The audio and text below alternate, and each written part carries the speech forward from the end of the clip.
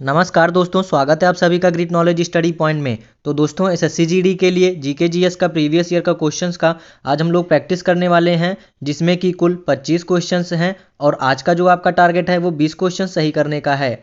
मतलब कि आपको 25 क्वेश्चंस में आज के इस वीडियो में कम से कम 20 क्वेश्चन सही करके अपना स्कोर नीचे कमेंट बॉक्स में बताना है। तो चलिए शुरू करते हैं। जो चैनल पर नए हैं तो चैनल को सब्सक्राइब करने के बाद बेल आइकॉन प्रेस कर लीजिएगा और आज के इस क्लास को अपने दोस्तों को जरूर शेयर कर दीजिएगा। तो चलिए शुरू करते हैं आज का वीडियो। पहला क्वेश्चन है दोस्तों, आपको रिक्त स्थान की पूर्ति करनी है। तो चलिए पहला क्वेश्चन है, केंद्रीकृत योजनाबद्ध अर्थव्यवस्था के अंतर्गत डैश उस अर्थव्यवस्था के सभी महत्वपूर्ण क्रियाकलापों की योजना बनाती है। चलिए फर्स्ट क्वेश्चन का आंसर आप लोग करिएगा। हर क्वेश्चंस के लिए आप सभी को दोस्तों 5 सेकंड का टाइम दिया जाएगा, तो हर क्वेश्चंस का आप सीक्वेंस में आंसर करिएगा। चलिए क्वेश्चन का राइट आंसर हो जाएगा दोस्तों ऑप्शन सी, सरकार। याद रखना है दोस्तों, केंद्रीकृत योजनाबद्ध अर्थव्यवस्था वह व्यवस्था है जिसमें आर्थिक निर्णय उपभोक्ता एवं उद्योगों पर निर्भर न होकर उस देश की सरकार द्वारा लिए जाते हैं। चलिए देखते हैं अगला क्वेश्चन। क्वेश्चन नंबर 2 है दोस्तों, रिक्त स्थान की पूर्ति करना है। डैश कहता है कि अगर हम किसी आगत के प्रयोग में वृद्धि करते हैं जब अन्य आगत स्थिर हो तो एक समय के बाद ऐसी स्थिति आएगी कि प्राप्त होने वाला अतिरिक्त आगत जैसे आगत का सीमांत उत्पाद में गिरावट आने लगेगी। चलिए दोस्तों क्वेश्चन का राइट आंसर बताइएगा आप सभी, क्या हो जाएगा। क्वेश्चन का राइट आंसर हो जाएगा दोस्तों ऑप्शन ए, हासमान सीमांत उत्पाद नियम। याद रखना है, हासमान सीमांत उत्पाद नियम कहता है कि अगर हम किसी आगत के प्रयोग में वृद्धि करते हैं जब अन्य आगत स्थिर हो तो एक समय के बाद ऐसी स्थिति आएगी कि प्राप्त होने वाला अतिरिक्त आगत जैसे आगत का सीमांत उत्पाद में गिरावट आने लगेगी। चलिए दोस्तों देखते हैं अगला क्वेश्चन। क्वेश्चन नंबर 3 है दोस्तों, रिक्त स्थान की पूर्ति करना है। डैश का मतलब है कि सर्वोच्च न्यायालय मामले और उसमें शामिल कानूनी मुद्दों पर पुनर्विचार करेगा। चलिए क्वेश्चन नंबर 3 का आंसर बताइएगा आप सभी। राइट आंसर हो जाएगा दोस्तों ऑप्शन सी, अपीली क्षेत्राधिकार।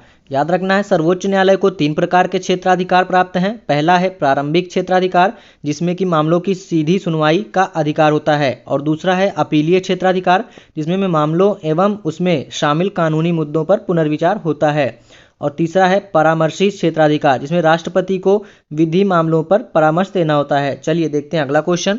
क्वेश्चन नंबर 4 है, भारतीय संविधान के किस संशोधन के तहत उच्च न्यायालय के न्यायाधीशों की सेवानिवृत्ति की आयु 60 से 62 वर्ष की गई थी। चलिए दोस्तों क्वेश्चन नंबर 4 का आंसर बताइएगा। राइट आंसर हो जाएगा दोस्तों ऑप्शन सी, 15वें संविधान संशोधन 1963 द्वारा उच्च न्यायालयों के न्यायाधीशों की सेवानिवृत्ति आयु 60 वर्ष से बढ़ाकर 62 वर्ष कर दी गई थी। चलिए देखते हैं अगला क्वेश्चन। क्वेश्चन नंबर 5 है, अपने शासन के दौरान अंग्रेज किसानों को मद्रास क्या उगाने के लिए मजबूर करते थे। चलिए दोस्तों क्वेश्चन का राइट आंसर क्या हो जाएगा बताइएगा। क्वेश्चन का राइट आंसर हो जाएगा दोस्तों ऑप्शन डी, चावल। याद रखना है दोस्तों, ब्रिटिश अधिकारी किसानों को मद्रास में चावल, पंजाब एवं महाराष्ट्र में कपास, पंजाब में गेहूं, उत्तर प्रदेश में गन्ना, असम में चाय तथा बंगाल में जूट उगाने के लिए मजबूर करते थे। तो क्वेश्चन नंबर 5 का राइट आंसर हो जाएगा ऑप्शन डी, चावल। चलिए देखते हैं अगला क्वेश्चन।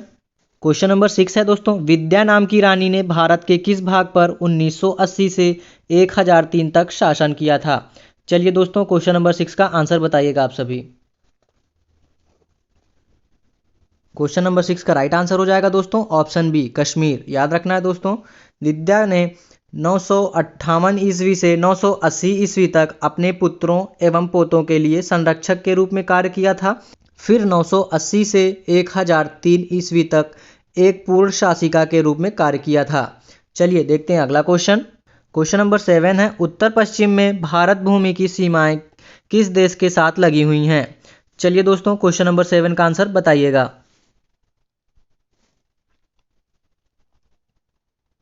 क्वेश्चन नंबर 7 का राइट आंसर हो जाएगा दोस्तों ऑप्शन डी, पाकिस्तान। याद रखना है आप सभी को दोस्तों, भारत की अंतर्राष्ट्रीय सीमा पर 7 देश स्थित हैं। उत्तर पश्चिम में पाकिस्तान, उत्तर में चीन, नेपाल, भूटान, दक्षिण पूर्व में बांग्लादेश और पूर्व में म्यांमार तथा दक्षिण में श्रीलंका। चलिए देखते हैं अगला क्वेश्चन। क्वेश्चन नंबर 8 है, सतलज तथा काली नदियों के बीच स्थित हिमालय के भाग को किस नाम से भी जाना जाता है। चलिए दोस्तों क्वेश्चन नंबर 8 का आंसर बताइएगा आप लोग।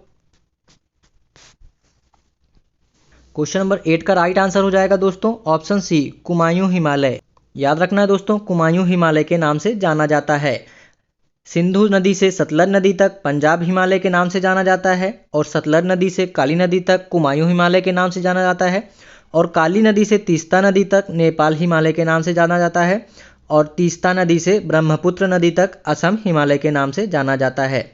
तो चलिए दोस्तों देखते हैं अगला क्वेश्चन अपना। क्वेश्चन नंबर 9 है दोस्तों, आलू, टमाटर और बैंगन 3 विभिन्न वर्ग स्पीसीज हैं, परंतु वे किस वंश जीन्स के अंतर्गत आते हैं। चलिए दोस्तों क्वेश्चन नंबर 9 का आंसर करिएगा आप सभी। क्वेश्चन का राइट आंसर हो जाएगा दोस्तों ऑप्शन ए, सोलेनम। याद रखना है दोस्तों, आलू का वैज्ञानिक नाम सोलेनम ट्यूबोसम है, और टमाटर का वैज्ञानिक नाम सोलेनम लाइकोपर्सियम है, और बैंगन का वैज्ञानिक नाम सोलेनम मेलॉनजेना है। तो यह स्पष्ट है कि आलू, टमाटर एवं बैंगन सोलेनम वंश के ही सदस्य हैं। तो चलिए देखते हैं अगला क्वेश्चन दोस्तों। क्वेश्चन नंबर 10 है, सबसे पहले बनने वाले प्राथमिक जाइलम तत्व को क्या कहते हैं। चलिए क्वेश्चन नंबर 10 का आंसर करिएगा दोस्तों। क्वेश्चन नंबर 10 का राइट आंसर हो जाएगा दोस्तों ऑप्शन बी, प्रोटोजाइलम। याद रखना है आप सभी को, जब संवहनी पौधा विकास करता है तो सर्वप्रथम प्रोटोजाइलम का निर्माण होता है। इसमें छोटी कोशिकाओं से निर्मित छोटी नलिका होती है। बाद में मेटाजाइलम का निर्माण होता है तथा यह तुलनात्मक रूप से बड़ी होती है। तो चलिए देखते हैं अगला क्वेश्चन दोस्तों। क्वेश्चन नंबर 11 है, मेरिस फ्रेटिमा केंचुआ तथा हिरुधिनेरिया रक्तचूसक जोक किस संघ के उदाहरण हैं। चलिए क्वेश्चन नंबर 11 का आंसर करिएगा आप सभी। क्वेश्चन का राइट आंसर हो जाएगा दोस्तों ऑप्शन सी, एनेलिडा। याद रखना है, एनेलिडा संघ के उदाहरण हैं। याद रखना है, एनेलिडा संघ के उदाहरण हैं। चलिए देखते हैं अगला क्वेश्चन दोस्तों। क्वेश्चन नंबर 12 है, मानवों में ध्वनि किसके द्वारा उत्पन्न होती है। चलिए क्वेश्चन नंबर 12 का आंसर करिएगा। क्वेश्चन का राइट आंसर हो जाएगा दोस्तों ऑप्शन बी, कंठ। याद रखना है दोस्तों आप सभी को, मानवों में ध्वनि कंठ द्वारा उत्पन्न होती है। तो चलिए देखते हैं अगला क्वेश्चन। क्वेश्चन नंबर 13 है, पुरुषों में वाक तंतु लगभग कितने लंबे होते हैं। चलिए क्वेश्चन नंबर 13 का आंसर करिएगा आप सभी।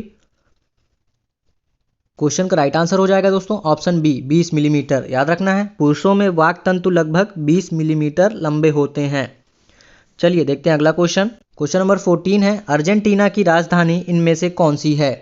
चलिए ऑप्शन देख के क्वेश्चन का राइट आंसर करिएगा दोस्तों आप सभी। क्वेश्चन का राइट आंसर हो जाएगा दोस्तों ऑप्शन ए, ब्यूनस आयर्स। याद रखना आप सभी को, ब्यूनस आयर्स अर्जेंटीना की राजधानी है। चलिए देखते हैं अगला क्वेश्चन। क्वेश्चन नंबर 15 है, विद्युत चालन करने वाले अधिकांश द्रव अम्लों, क्षारकों और किसके विलयन होते हैं। चलिए क्वेश्चन नंबर 15 का आंसर करिएगा आप सभी। क्वेश्चन का राइट आंसर हो जाएगा दोस्तों ऑप्शन सी, लवणों। याद रखना है आप सभी को, विद्युत चालन करने वाले अधिकांश द्रव अम्लों, क्षारकों और लवण विलयन होते हैं। चलिए देखते हैं अगला क्वेश्चन। क्वेश्चन नंबर 16 है, दूधिया मैग्नीशियम में कौन सा क्षारक पाया जाता है। चलिए क्वेश्चन नंबर 16 का आंसर करना है दोस्तों आप सभी को। क्वेश्चन का राइट आंसर हो जाएगा दोस्तों ऑप्शन ए, मैग्नीशियम हाइड्रोक्साइड। याद रखना है, दूधिया मैग्नीशियम में मैग्नीशियम हाइड्रोक्साइड पाया जाता है। चलिए देखते हैं अगला क्वेश्चन। क्वेश्चन नंबर 17 है, वह कौन सी प्रक्रिया है जिसमें वन को फिर से लगाया जाता है और जो पहले कभी मौजूद था और बाद में उसे नष्ट कर दिया गया था। चलिए क्वेश्चन नंबर 17 का आंसर करिएगा आप सभी। क्वेश्चन नंबर 17 का राइट आंसर हो जाएगा दोस्तों ऑप्शन बी, पुनर्वनीकरण। याद रखना है, पुनर्वनीकरण के अंतर्गत उन क्षेत्रों में पुनः वृक्षारोपण किया जाता है जहां पहले कभी पेड़ हुआ करते थे किंतु बाद में उनको काट दिया गया था। चलिए देखते हैं अगला क्वेश्चन दोस्तों। क्वेश्चन नंबर 18 है, समतल दर्पण द्वारा बनने वाले जिस प्रतिबिंब को पर्दे पर प्राप्त नहीं किया जा सकता उसे क्या कहते हैं। चलिए क्वेश्चन नंबर 18 का आंसर करिएगा आप सभी दोस्तों। राइट आंसर हो जाएगा दोस्तों ऑप्शन ए, आभासी प्रतिबिंब। याद रखना है, समतल दर्पण द्वारा बनाने वाले जिस प्रतिबिंब को पर्दे पर प्राप्त नहीं किया जा सकता उसे आभासी प्रतिबिंब कहते हैं। चलिए दोस्तों देखते हैं अगला क्वेश्चन। क्वेश्चन नंबर 19 है, सोडियम की खोज किसने की थी। चलिए क्वेश्चन नंबर 19 का आंसर करना है दोस्तों आप सभी को। क्वेश्चन नंबर 19 का राइट आंसर हो जाएगा दोस्तों हैम्फ्री डेवी। याद रखना है दोस्तों, हैम्फ्री डेवी ने वर्ष 1807 में सोडियम की खोज की थी। चलिए अगला क्वेश्चन देखते हैं। क्वेश्चन नंबर 20 है दोस्तों, निम्नलिखित में से किस देश ने सबसे पहले जीएसटी लागू किया था। चलिए क्वेश्चन नंबर 20 का आंसर करना है दोस्तों आप सभी को। क्वेश्चन का राइट आंसर हो जाएगा ऑप्शन डी फ्रांस। याद रखना है दोस्तों आप सभी को, सन 1954 में करों की चोरी रोकने के लिए फ्रांस ने सबसे पहले जीएसटी लागू किया था। भारत में जीएसटी 1 जुलाई 2017 को प्रारंभ हुई थी। चलिए देखते हैं अगला क्वेश्चन। क्वेश्चन नंबर 21 है, दिल्ली की जामा मस्जिद किस सदी में बनाई गई थी। चलिए क्वेश्चन नंबर 21 का आंसर करना है दोस्तों। राइट आंसर हो जाएगा ऑप्शन सी 17वीं। याद रखना है दोस्तों, दिल्ली की जामा मस्जिद का निर्माण मुगल शासक शाहजहां ने वर्ष 1644 से 1656 के बीच कराया था, 17वीं शताब्दी में। चलिए देखते हैं अगला क्वेश्चन। क्वेश्चन नंबर 22 है दोस्तों, चुंबक द्वारा लगाया गया बल किसका एक उदाहरण है। चलिए क्वेश्चन नंबर 22 का आंसर करिएगा आप सभी। राइट आंसर हो जाएगा ऑप्शन ए असंपर्क बल। याद रखना है, वह बल जिसमें सतहों के बीच संपर्क होता है संपर्क बल कहलाता है, जैसे घर्षण बल, किंतु वह जिसमें संपर्क नहीं होता है असंपर्क बल कहलाता है, जैसे चुंबकीय बल। राइट आंसर हो जाएगा ऑप्शन ए असंपर्क बल। चलिए देखते हैं अगला क्वेश्चन। अगला क्वेश्चन दोस्तों, नीचे दिए गए कथनों में से कौन से कथन सही नहीं है। पहला है, उपन्यास गिलिड के लेखक डॉन विंसलो हैं। दूसरा है, उपन्यास वुल्फ हॉल के लेखक स्टीफन डोबिन्स हैं। तीसरा है, उपन्यास टू किल अ मॉकिंग बर्ड के लेखक हार्पर ली हैं। चलिए ऑप्शंस देख के क्वेश्चन का राइट आंसर करिएगा आप सभी।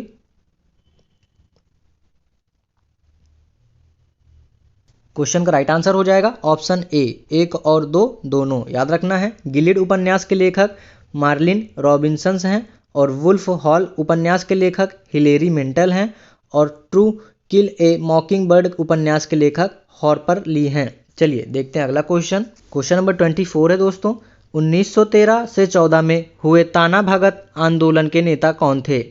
चलिए क्वेश्चन नंबर 24 का आंसर करिएगा आप सभी दोस्तों। क्वेश्चन का राइट आंसर हो जाएगा दोस्तों ऑप्शन सी जतरा भगत। याद रखना है, जतरा भगत ताना भगत आंदोलन के प्रमुख नेता थे। ताना भगत आंदोलन की शुरुआत वर्ष 1914 में बिहार में हुई थी।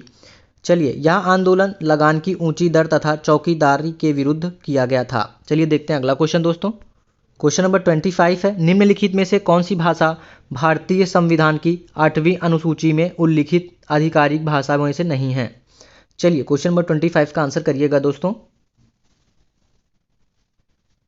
क्वेश्चन का राइट आंसर हो जाएगा दोस्तों ऑप्शन ए फारसी भाषा उल्लेखित नहीं है। चलिए, भारतीय संविधान की 8वीं अनुसूची में मान्यता प्राप्त 22 भाषाओं का उल्लेख किया गया है। इस अनुसूची में आरंभ में 14 भाषाएं शामिल थीं। वर्ष 1967 में सिंधी भाषा को जोड़ा गया और इसके बाद कोंकणी, फिर मणिपुरी, फिर नेपाली को 1992 में जोड़ा गया था। वर्ष 2003 में बोडो, डोगरी, मैथिली और संथाली को भी शामिल किया गया था। तो दोस्तों, आज की इस वीडियो में कुल 25 क्वेश्चंस कवर किए हैं जीके जीएस का, जो कि मोस्ट इंपॉर्टेंट और सिलेक्टेड क्वेश्चंस थे। आज का यह वीडियो कैसा लगा आप सभी नीचे कमेंट बॉक्स में ज़रूर बताइएगा। अगर आज का वीडियो हेल्पफुल लगा हो तो अपने दोस्तों को ज़रूर शेयर कर दीजिएगा और इस चैनल पर नए हैं तो चैनल को सब्सक्राइब करने के बाद नोटिफिकेशन बेल ऑन कर लीजिएगा ताकि जब भी क्लास हो नोटिफिकेशन आपको प्राप्त हो सके। धन्यवाद।